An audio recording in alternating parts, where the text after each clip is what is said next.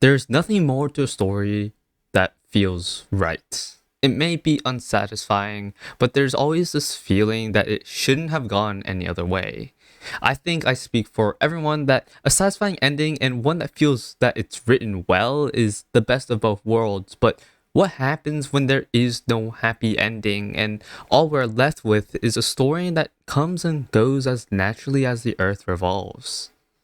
For me, that itch for such a specific feeling was found in the stories of anti-heroes. The anti-hero is what you expect the word anti and hero to mean. It's simply someone who's not a hero, or at least not a hero in a traditional sense. Think about your Deadpools, your Venoms, and your Walter Whites as examples. And for your anime fans, think about Accelerator. He's a prime example of one. And this anti-hero character may even fall into different categories, but they all follow a similar premise of a non-traditional hero with a darker tone, whether that be a dark past, morally gray zones, or anything of the sort. The stories that follow them are very unique because they tread the line of not being the perfect human. How do we root and sympathize with a person who has done wrong? Well, it may be as simple as because they have the same qualities as a normal human. Obviously, their past may not be close to normal, but the fact that they aren't perfect like normal heroes is what makes them so relatable. But what happens when you make a series with multiple anti heroes? Well, in that case, you may have a recipe for the best side characters ever. Now, let me explain. Anime tends to make side characters anti-heroines, never really giving them a main character role. In some ways, that's bad because these characters end up being sidelined even though their stories are on par with the main act. But it also leads to a character that feels more real in retrospect. Faye Valentine's, Abigail Jones, and Cynthia Moore are one of my favorite types of characters and exemplify why I love the anti-heroine.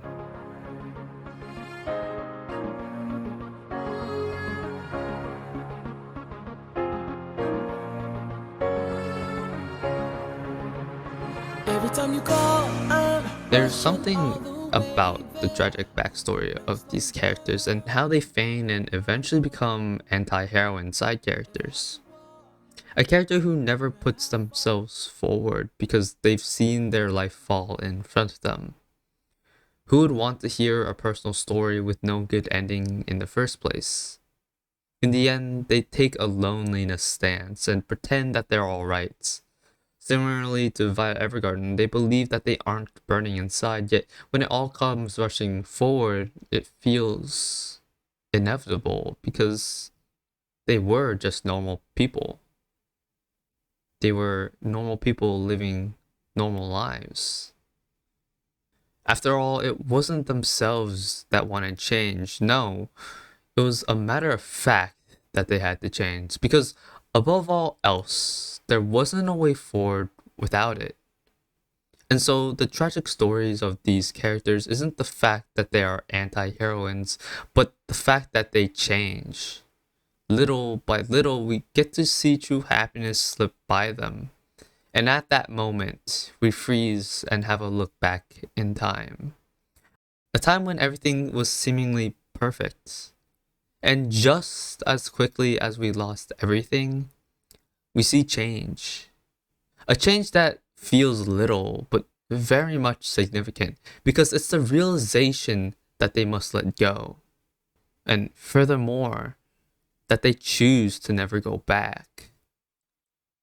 They were given a chance to go back to being normal, yet they throw it all away.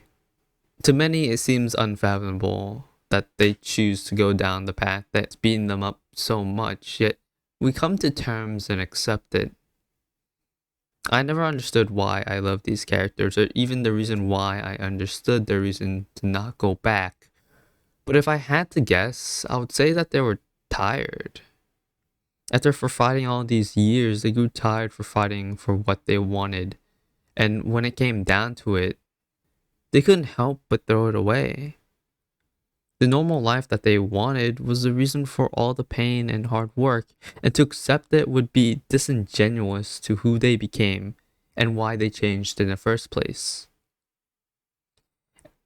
In a sadly ironic story, the anti-heroine moves forward once more, not to reclaim their former self like they originally thought they would, but to break all facades and craft themselves up once more, so that someday, one day, they can actually change. Was good to know you, but I'm not gonna pretend I'm all better. Thought we were forever. Heart still in pieces, and your shadow follows me places.